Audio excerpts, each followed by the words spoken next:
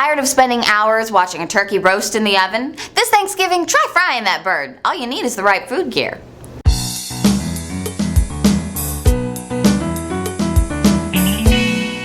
When you start your quest for a fryer, remember that you don't want to recreate the Great Chicago Fire in your kitchen. Depending on the size of your turkey, you're going to be heating up about 4 gallons of oil. Depending on the smoke point, that cooking oil will need to be heated to 350 to 375 degrees. Now, that's a recipe for a vertical flamethrower, so even if you're a rocket scientist or your name is MacGyver, avoid indoor fryers and stick to equipment designed to be used outside.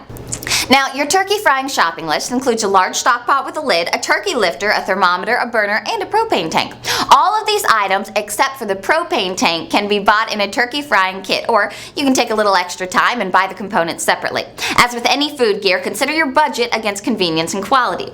The stock pot should be large enough to hold your turkey, but that's not the only size that matters. Pick a pot with a large loop handles, securely riveted to each side. After all, on Turkey Day, you'll be lifting the pot while wearing oven mitts and gloves, and big handles are easier to grip.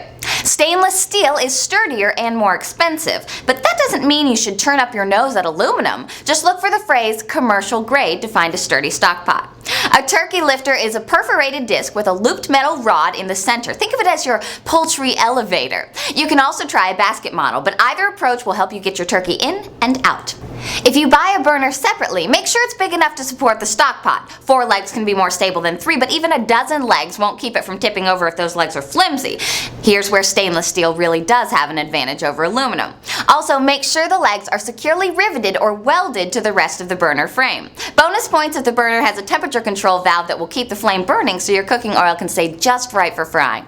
As for the source of that burning flame, that's where the propane tank comes in. Generally, you'll want a 20 to 40 pound propane tank hooked up to your burner, but don't guess read the manual. Check the outside of the propane tank for excessive rust or other damage, and be sure to buy a hose that's 6 to 10 feet in length so you can keep that tank a safe distance away from all that hot oil.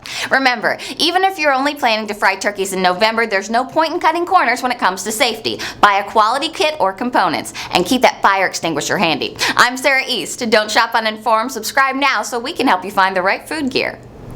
Tired of spending hours watching a turkey? Here we go. All of these items, except for the propane tank, we're gonna do it right now. We're doing it. We're finishing it. We don't need to with the scripts.